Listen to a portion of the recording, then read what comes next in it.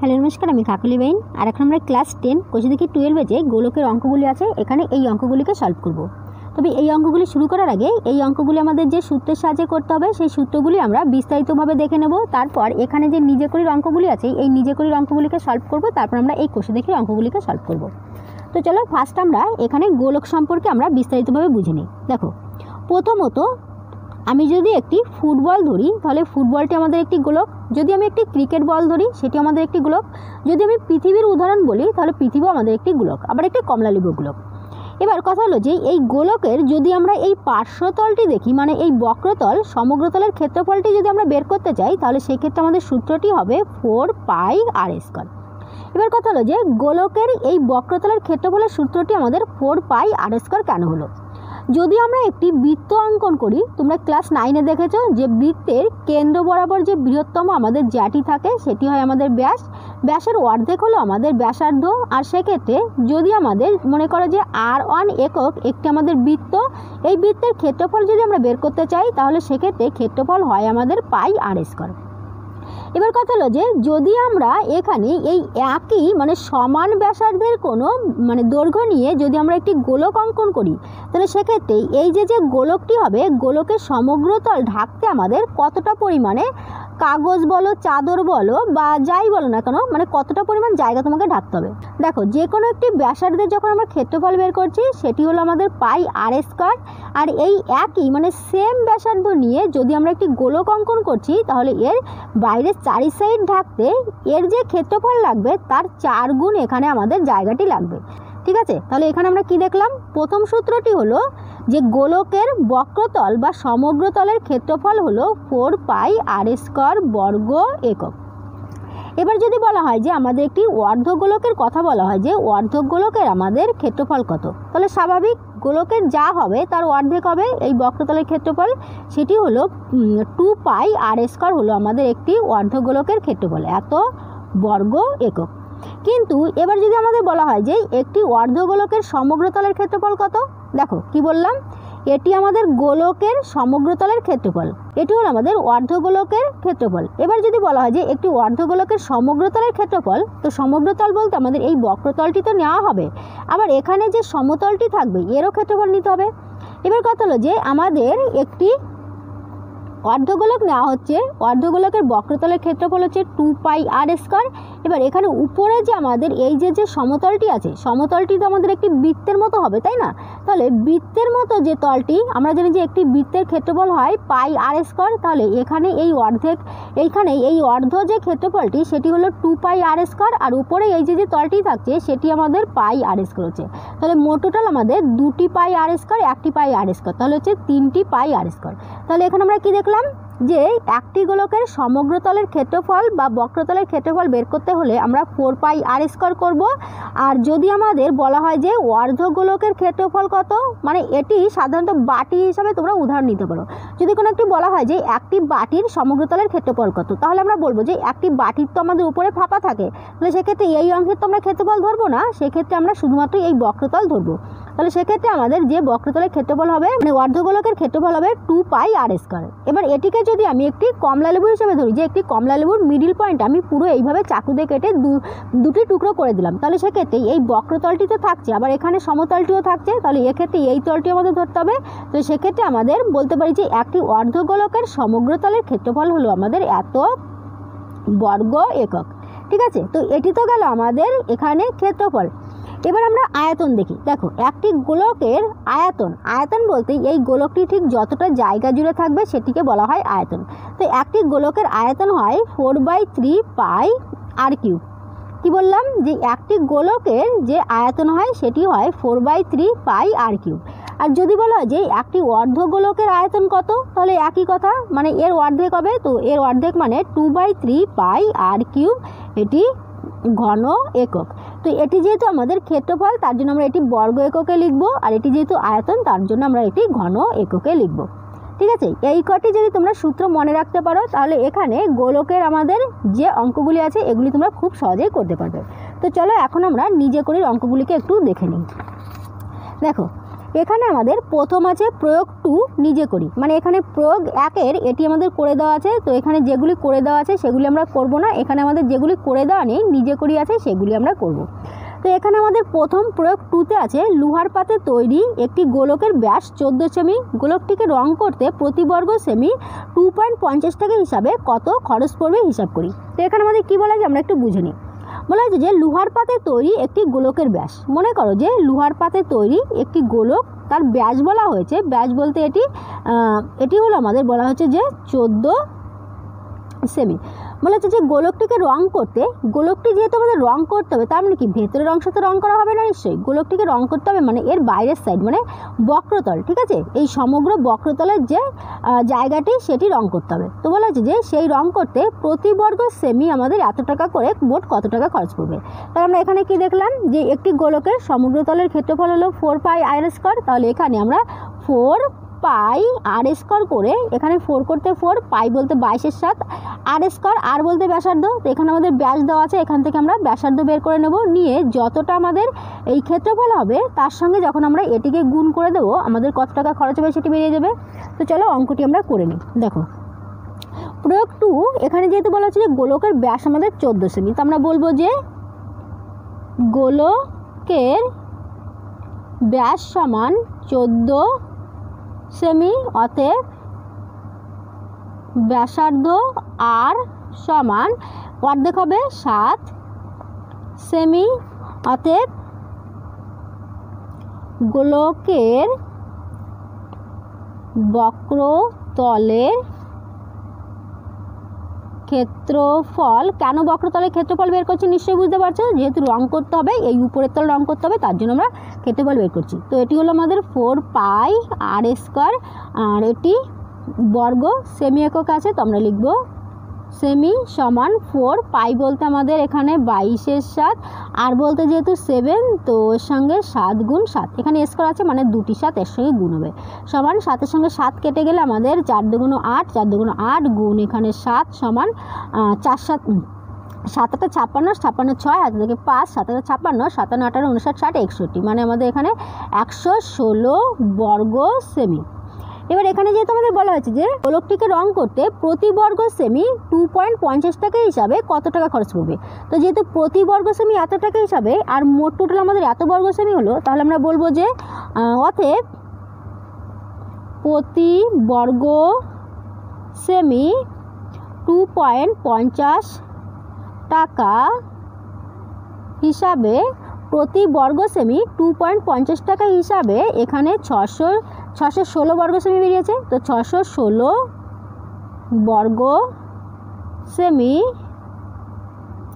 রং করতে কত খরচ পড়বে, এটির সঙ্গে এটি গুণ করলে বেরিয়ে যাবে। তো আমরা এখানে 2.50 গুণ 616, এটি 616 সমান, এটিকে যদি আমি একটু রাফ করে নিই, দেখো 616, তাই তো 616 এর সঙ্গে 2.50, এখানে শূন্য বাদ দিচ্ছি, যদি 25 দিয়ে গুণ করি তাহলে 5 6 30, 30-এর শূন্য হাতে থেকে 3, 5 একে 5, 6 7 8, এখানে 5 6 30, 6 দুগুণ 12 2 হাতে থেকে 1, আর 2 কে 2 রেখে 3, 6 দুগুণ 12, এখানে 0, 8 আর 2 10 শূন্য হাতে থেকে 1, 3 আর 1 4, 3 আর 2 5, এখানে 1 করতে 1, আর এখানে 0 ছিল তো 0, এবার দুটির আগে পয়েন্ট, তো দুটির আগে পয়েন্ট, তাহলে এখানে হচ্ছে আমাদের 1540 টাকা। তাহলে এক্ষেত্রে দেখছি যে প্রতি বর্গ সেমি 2.50 টাকা হিসাবে মোট টোটাল 1540 টাকা খরচ হবে।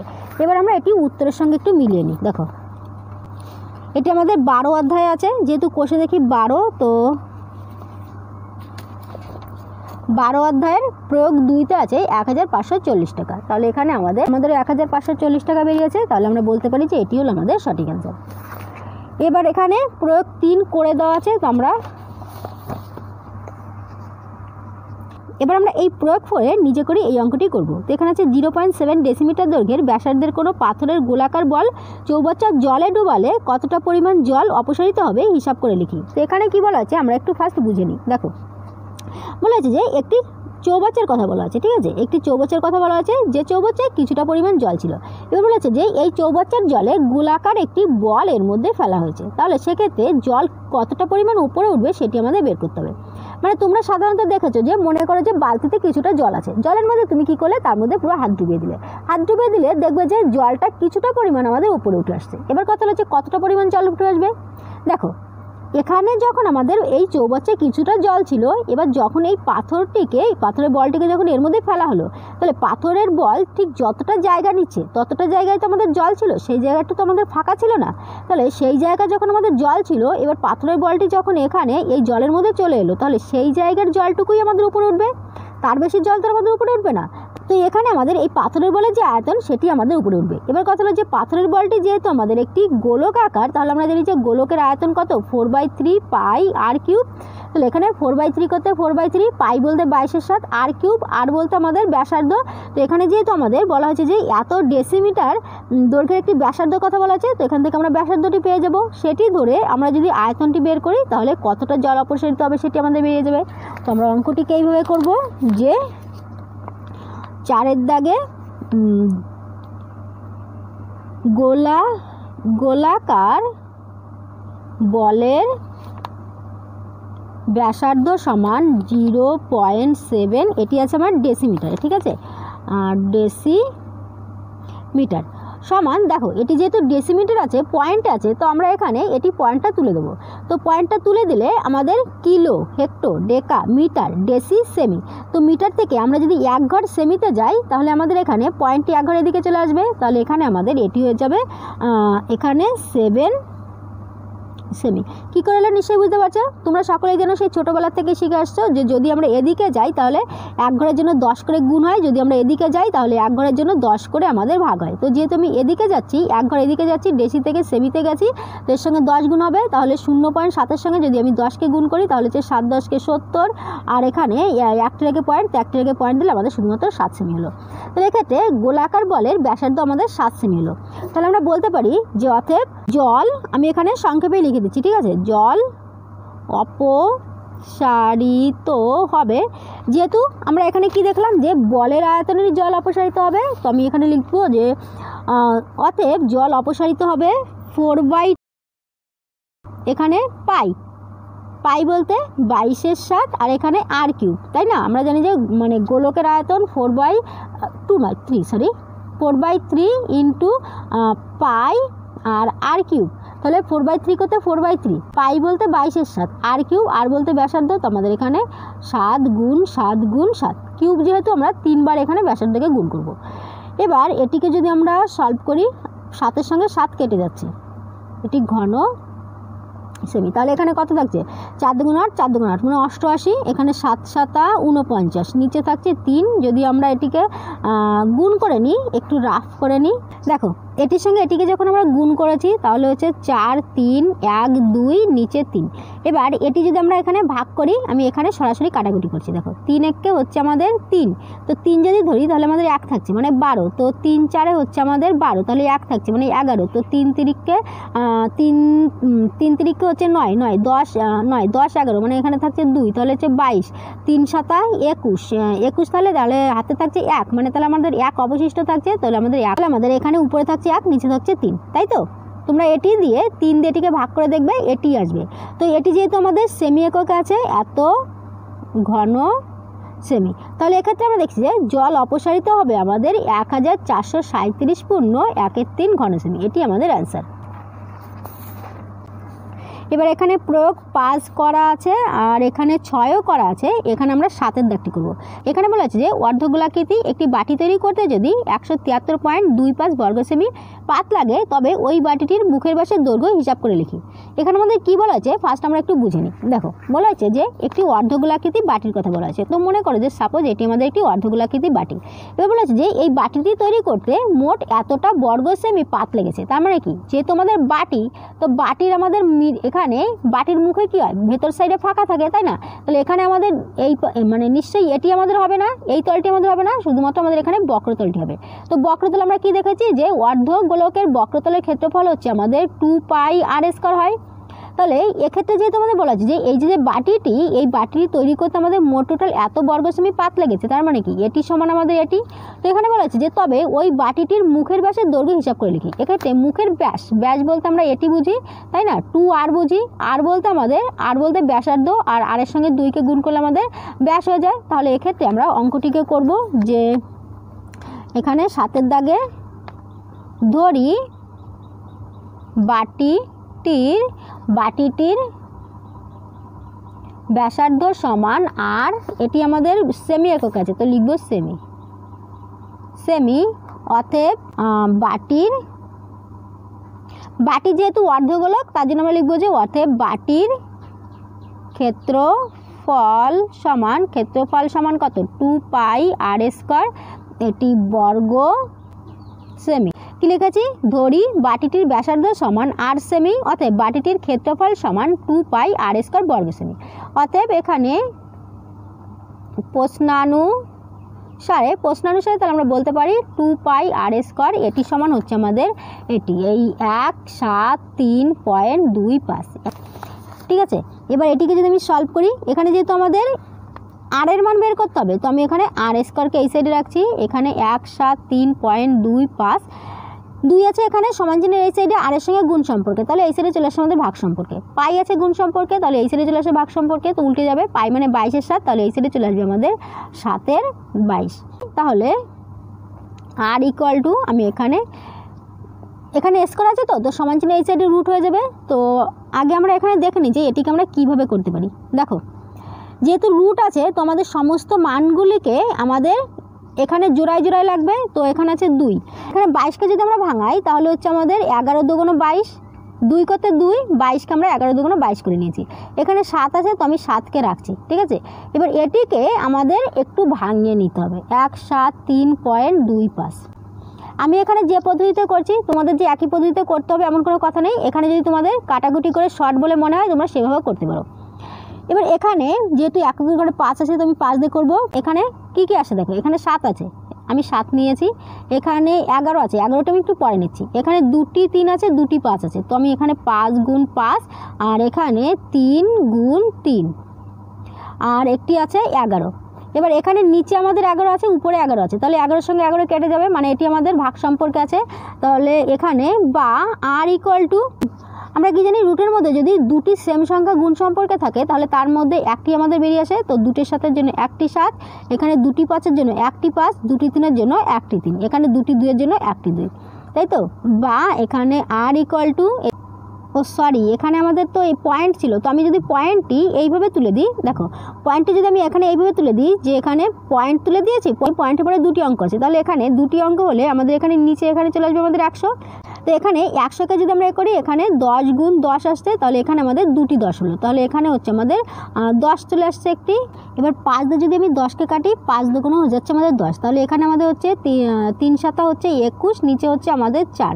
তো 4 দিয়ে যদি, এবার আমরা 4 দিয়ে যদি 21কে আমরা ভাগ করি তাহলে কত হচ্ছে, 4 5 হচ্ছে আমাদের 20, 1 নামে, আর 1 নামলে এখানে আমি 0 নিচ্ছি, তার জন্য পয়েন্ট, এখানে 4 দুগুণ 8, 9 10 2, এখানে পয়েন্টের জন্য 0, 4 5 হচ্ছে আমাদের 20, তাহলে এটি সমান হলো আমাদের কত, 5.25।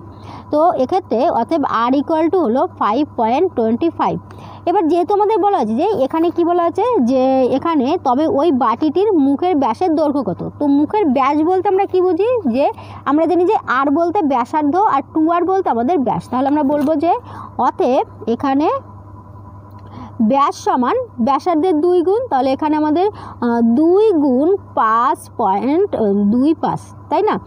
এখানে 5 দুগুণে 10-এর 0, হাতে থাকে 1, আর 2 দুগুণে 4 রাখে 5, এখানে পয়েন্ট, এখানে 5 দুগুণে 10, তাহলে এখানে আমাদের পয়েন্টের পরে যেহেতু আমাদের 0 আছে, তারপরে কোনো অঙ্ক নেই, তো আমরা 0টিকে কেটে দিতে পারি। তাহলে অথবা হচ্ছে আমাদের এখানে কত, ব্যাস সমান হলো 10.5। এটি যেহেতু আমাদের সেমি এককে ছিল, তাহলে এখানে সেমি, তাহলে আমরা বলবো যে এক্ষেত্রে ব্যাস হবে আমাদের 10.5 সেমি। কী করে করলাম নিশ্চয়ই বুঝতে পারছো। এখানে আমি আরও একবার বলি, যদি তোমরা এইভাবে করতে চাও তো করতে পারো, আর যদি তোমরা এখানে সরাসরি কাটাকুটি করতে চাও তাও কিন্তু করতে পারো, কোনো অসুবিধা নেই। এবার এখানে প্রয়োগ 8, এটি আমাদের করা আছে, 9ও করা আছে। এখানে এবার আমরা এই প্রয়োগ 10 এই নিজে করে এটিকে করব। তো এখানে আছে যদি দুটি গোলকের ব্যাসার্ধের দৈর্ঘ্যের অনুপাত 1:2 হয় তবে তাদের সমগ্রতলের ক্ষেত্রফলের অনুপাত হিসাব করে লিখি। এখানে আমাদের কি বলা আছে দেখো, বলা আছে যে দুটি গোলকের কথা বলা আছে। তো মনে করো যে এই একটি গোলক, এই একটি গোলক। বলা আছে যে দুটি গোলকের ব্যাসার্ধের দৈর্ঘ্যের অনুপাত, এক্ষেত্রে ব্যাসার্ধ, ঠিক আছে, ব্যাসার্ধ মানে এখানে আমি এটি R1 ধরছি, এটি R2 ধরছি।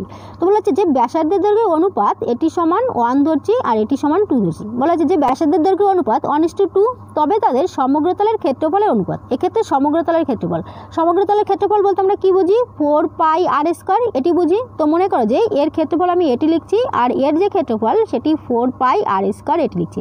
এটি আমি R1 ধরি, এটি আমি R2 ধরি। তাহলে এবার এটির যদি আমরা অনুপাত বের করি তাহলে দেখো 4π করতে 4π আমাদের এখানে কেটে যাচ্ছে, এখানে R1², R1 বলতে যেহেতু 1 তো 1 এর স্কয়ার, এখানে R2 বলতে যেহেতু 2 তো এখানে 2 এর স্কয়ার। তাহলে 1 এর স্কয়ার সমান 1 হয়, 2 এর স্কয়ার 2 দুগুণ 4 হয়। তাহলে আমরা বলতে পারি যে এক্ষেত্রে এই যে দুটি গোলক হবে তাদের সমগ্রতলের ক্ষেত্রফলের অনুপাত হবে আমাদের 1:4।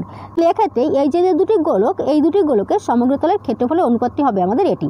তো এই অঙ্কটি করার আগে আমাদের একটু লিখে নিতে হবে যে ধরি গোলক দুটির ব্যাসার্ধ সমান R1 ও R2, যেখানে R1:R2 সমান 1:2, অতএব তাদের সমগ্র তলের অনুপাত বলে এখানে এই যে অংশটুকু করেছি এই অংশটুকু তোমরা এখানে করে দেবে, পুরো অঙ্কটি হয়ে যাবে। তো এখানে আমাদের এই অঙ্কটি তাহলে হয়ে গেল। এবার প্রয়োগ 11 এটি আমাদের করা আছে, আর তারপরে এখানে প্রয়োগ 12 এটিও করা আছে। এবার আমরা এই কোষে দেখে অঙ্কগুলিকে সলভ করব। তো এখানে ফার্স্ট একের দাগে আছে একটি গোলকের ব্যাসার্ধের দৈর্ঘ্য 10.5 সেমি হলে তার সমগ্রতলের ক্ষেত্রফল হিসাব করে লিখি। দেখো এখানে আমাদের কি বলা আছে যে একটি গোলকের ব্যাসার্ধ। তো অঙ্কটিকে আমরা এইভাবে করব যে গোলকের ব্যাসার্ধ আর সমান কত বলা আছে এখানে যে 10.5 সেমি, তার সমগ্রতলের ক্ষেত্রফল। তো সমগ্রতলের ক্ষেত্রফলের সূত্রটা কি, 4πr²। তাহলে আমরা বলবো যে অতএব সমগ্রতলের ক্ষেত্রফল সমান সমগ্রতলের ক্ষেত্রফল 4πr², আর এটি যেহেতু আমাদের সেমি একক আছে তাহলে লিখব বর্গ সেমি। তো সমান 4 করতে 4, পাই বলতে আমাদের 22 এর 7, r², আর বলতে যেহেতু আমাদের এটি তো আমরা এখন লিখব 10.5 গুণ স্কয়ার, মানে এটি দুবার হবে 10.5।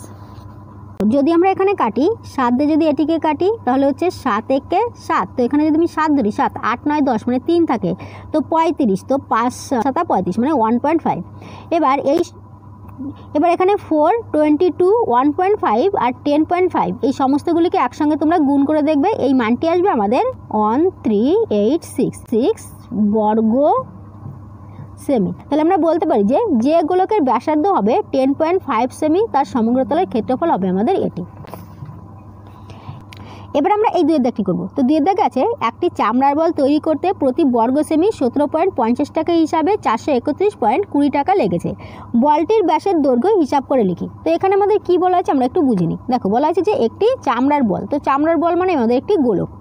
চামড়ার বল তৈরি করতে প্রতি বর্গ সেমি আমাদের এত টাকা করে প্রতি 1 বর্গ সেমি, ঠিক আছে, প্রতি 1 বর্গ সেমি আমাদের মোট 17.50 টাকা হিসাবে লেগেছে কত, এটি লেগেছে 431.20 টাকা লেগেছে। তো বলা আছে যে বলটির ব্যাসের দৈর্ঘ্য হিসাব করে লিখি। এক্ষেত্রে বলটির যে ব্যাস মানে এখানে 2r, ঠিক আছে, 2r এর দৈর্ঘ্য কত সেটি আমাদের বের করতে হবে। এবার কথা হলো যে তোমরা যদি কখনো দেখো যে আমাদের 1 বর্গ সমান এত, মোট আমাদের এত, তাহলে সেক্ষেত্রে আমাদের কতটা লেগেছে, তখন আমরা যদি এটিকে এটি দিয়ে ভাগ করি তাহলে আমাদের এর মোট যে ক্ষেত্রফল সেটি আমাদের বেরিয়ে যাবে। তো আমরা অঙ্কটিকে এইভাবে করব, ঠিক আছে। প্রথমে আমরা এটিকে লিখি যে ধরি গোলকটির ব্যাসার্ধ সমান আর, এটি যেহেতু আমাদের কিসে আছে সেমি একক আছে তো আমি লিখব সেমি, আর সেমি অতএব সমগ্র তলের ক্ষেত্রফল সমান 4 পাই আর স্কয়ার বর্গ সেমি। এখন প্রতি বর্গ সেমি 17.50 টাকা হিসাবে কত লেগেছে এখানে 431.20, তাই তো 431.20 টাকা লেগেছে।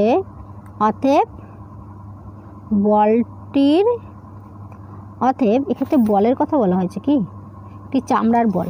হ্যাঁ, অতএব বলটির সমগ্র তলের ক্ষেত্রফল সমান, ক্ষেত্রফল কত হবে দেখো, এক্ষেত্রে যেহেতু মোট টাকা লেগেছে 431.20 টাকা আর প্রতি বর্গ সেমি আমাদের এত লেগেছে 17.50, তাহলে এক্ষেত্রে এটি দিয়ে এটিকে আমাদের ভাগ করলে আমাদের এটি বেরিয়ে যাবে। পয়েন্টের সঙ্গে পয়েন্ট কেটে দিচ্ছি, এখানে শূন্যর সঙ্গে শূন্য কেটে দিচ্ছি। এখানে যেহেতু পয়েন্টের পরে দুটি অঙ্ক আছে, এখানেও যেহেতু পয়েন্টের পরে দুটি অঙ্ক আছে, তার জন্য আমাদের পয়েন্টের সঙ্গে পয়েন্ট উঠে যাবে। এক্ষেত্রে যদি আমাদের পয়েন্টের পরে একটি অঙ্ক থাকতো, এখানে পয়েন্টের পরে দুটি অঙ্ক থাকতো, তাহলে কিন্তু আমরা পয়েন্টের সঙ্গে পয়েন্ট তুলতে পারতাম না। কারণ পয়েন্টের পরে আমাদের দুটি অঙ্ক যেহেতু, তাহলে এখানে পয়েন্ট তোলার জন্য এখানে আসবে আমাদের 100, এখানে এই পয়েন্ট তোলার জন্য এখানে আসবে আমাদের 100, তো 100 সঙ্গে 100 কেটে যাবে, তার জন্য আমরা পয়েন্টের সঙ্গে পয়েন্ট তুলে দিয়েছি। এবার শূন্যই শূন্য কেটে দিচ্ছি, তাহলে এক্ষেত্রে আমাদের সমান কত হচ্ছে 4 3 1 2 আর নিচে হচ্ছে আমাদের 1 7 5 এত। এটি আমাদের বর্গ, এটি সেমি একক আছে, তাহলে সেমি। তাহলে এক্ষেত্রে দেখি যে বলটির সমগ্র তলের ক্ষেত্রফল হলো আমাদের এত সেমি। এবার তাহলে আমরা লিখতে পারি যে অতএব প্রশ্নানুসারে, আমরা বলতে পারি যে প্রশ্নানুসারে এটি সমান আমাদের এটি হবে। তাহলে এখানে 4 পাই আর স্কয়ার সমান 4312/175, বা এখানে আর স্কয়ার সমান 4312/175। 4 আছে গুণ সম্পর্কে, তাহলে এই সাইডে চলে আসছে আমাদের ভাগ সম্পর্কে, আর এখানে আমাদের পাই আছে গুণ সম্পর্কে, তাহলে এই সাইডে চলে আসছে ভাগ সম্পর্কে। তাহলে উপরে হচ্ছে আমাদের পাই মানে 22-এর 7, তাহলে এখানে হবে 7-এর 22, বা এখানে আর সমান, এটি যেহেতু স্কয়ার আছে তো এই সাইডে আমাদের রুট হিসাবে চলে আসবে। এবার এখানে আমরা আগে থেকে একটু কাটাকুটি করে নিই। দেখো এখানে যদি আমি এটিকে কাটি 2 দিয়ে কাটি, 11 দুগুণ হচ্ছে আমাদের 22, আর এটি যদি আমি 2 দিয়ে কাটি তাহলে 2 দুগুণ হচ্ছে 4, আর এখানে 2 1-কে 2, 1 থাকছে তো 11, 4 5 দুগুণ হচ্ছে 10, 1 থেকে 12, 6 দুগুণ 12।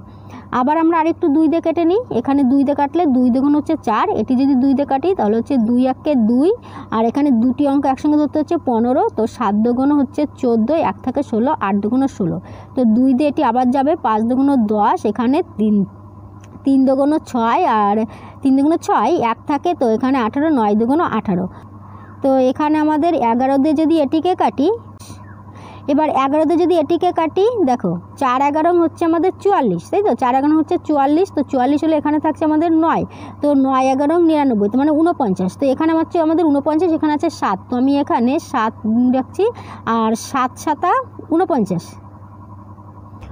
ও আমাদের এখানে আরও একটু কাটবে, 7 দিয়ে যদি এটিকে কাটি তো দেখো 7 দুগুণ হচ্ছে 14, 14 15 16 17, মানে 3 থাকছে 35, 5 7 হচ্ছে আমাদের 35 25, তাহলে এখানে আমাদের থাকছে 49, তো 7 গুণ 7 হচ্ছে 49, আর 25 হচ্ছে 5 গুণ 5, তাহলে এক্ষেত্রে অতএব আমাদের আর ইকুয়াল টু হলো এখানে 7-এর 5, তো 7-এর 5-কে যদি আমরা একটু ভাগ করে নিই তাহলে কত হচ্ছে, এখানে 5 দিয়ে 5 1-কে 5, 6 7 2 থাকছে, তো এখানে আমাদের পয়েন্ট দিলে 4 5 হচ্ছে আমাদের 20, তাই তো, তাহলে এটি সমান, বা অতএব এখানে আর ইকুয়াল টু হলো 1.4, আর ইকুয়াল টু হলো 1.4। তো এখানে আমাদের কী বের করতে বলা আছে, এখানে বলটির ব্যাসের দৈর্ঘ্য হিসাব করে লিখি, তো ব্যাসের দৈর্ঘ্য মানে 2r, আর বলতে আমরা ব্যাসার্ধ জানি, তাহলে ব্যাস, অতএব বলবো যে অতএব বলটির ব্যাস, এটি ব্যাসার্ধ, আর ব্যাস হবে 2 গুণ, তাহলে 2 গুণ 1.4 সমান 14 দুগুণ হচ্ছে 28, তার মানে 2.8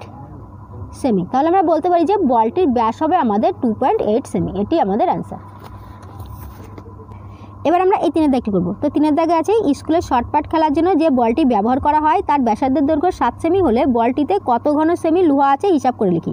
তো এখানে আমাদের ব্যাসার্ধের দৈর্ঘ্য দেওয়া আছে, বলা হয়েছে যে বলটিতে কত ঘন সেমি লোহা আছে, মানে এখানে বলটির আয়তন বের করতে হবে। তো আমরা এখন এটিকে এইভাবে করতে পারি যে 3-এর দাগে বলটির ব্যাসার্ধ, এখানে কি বলা হয়েছে ব্যাসের দৈর্ঘ্য, তাই না, বলটির ব্যাস সমান 7 সেমি, অতএব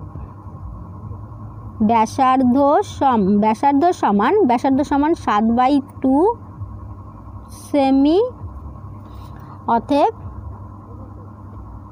আয়তন সমান, আমরা জানি যে আয়তন কি হয় 4/3 আর পাই, তাই তো, পাই বলতে 22-এর 7 আর কিউব, 4/r পাই আর কিউব, এটি আমাদের ঘন সেমি সমান 4/3, এখানে পাই বলতে 22-এর 7 আর কিউব, আর বলতে যেহেতু এটি, তো এটিকে আমরা 3 বার দেব, 7/2, এখানে 7/2, 7 দিয়ে 7 কাটা, আর এখানে 2 দিয়ে 4 কাটলে 2 দুগুণ 4, এই 2-এর সঙ্গে এই 2 কাটা, 2 দিয়ে যদি 22-কে কাটি 11 দুগুণ 22, তাহলে এখানে নিচে থাকছে আমাদের শুধুমাত্র 3, উপরে হচ্ছে 7 7 49, 49-এর সঙ্গে যদি আমরা 11-কে গুণ করি তাহলে হচ্ছে 9 11 99, 99 9 থেকে 9, 4 11 44, 44 আর 9 হচ্ছে 53, তাহলে এখানে আমাদের 539, এটি যদি আমরা ভাগ করি তাহলে কত হচ্ছে দেখো, 3 দিয়ে, 3 একে হচ্ছে 3, 3 হলে 3, 4 5 মানে 2 থাকছে, মানে এখানে হচ্ছে আমাদের 23, তো 3 7 হচ্ছে আমাদের 21, 21 হলে 22 23 মানে 2 থাকছে, তো 29, তো 3 8 24, 3 নং হচ্ছে আমাদের 27 হলে 27 28 29 মানে 2 থাকছে, তো আমাদের 2-এর 3 হচ্ছে, অতএব এটি সমান হচ্ছে 179.2-এর 3, এত, এটি যেহেতু ঘন সেমি তাহলে ঘন সেমি। এটি কিভাবে করলাম আরও একবার বলি, দেখো যেহেতু আমাদের বলটির ব্যাস দেওয়া ছিল 7 সেমি, তাহলে বলটির ব্যাস থেকে আমরা এখানে ব্যাসার্ধকে বের করে নিয়েছি, ব্যাসার্ধ হলো অর্ধেক 7/2 সেমি। এবার আয়তনের সূত্র আমরা জানি যে হলো 4/3 ইন্টু পাই আর কিউব ঘন এককে হয়, তো এটি যেহেতু সেমি একক আছে তার জন্য ঘন সেমি। এবার এখানে 4/3 বলতে 4/3, পাই বলতে 22-এর 7 আর কিউব, আর বলতে ব্যাসার্ধ, তো ব্যাসার্ধ এখানে কিউব আছে মানে 3 বার গুণ হবে, আর এখানে কাটাকুটি করে আমাদের এটি হলো যে 179.2-এর 3 ঘন সেমি, তো এটি হলো আমাদের অ্যান্সার। তো এখন এই পর্যন্ত থাক, আশা করি এই অঙ্কগুলি তোমরা ভালোভাবে বুঝতে পেরেছো। তবু যদি কারো কোথাও বুঝতে অসুবিধা হয় আরও একবার করে দেখে নিয়ে তোমরা এখানে এই পরের অঙ্কগুলি নিজেরা ট্রাই করবে, যদি করতে পারো তো খুবই ভালো কথা, যদি না করতে পারো কোনো অসুবিধা নেই, পরবর্তী দিনে আমরা এই পরের অঙ্কগুলিকে সলভ করব।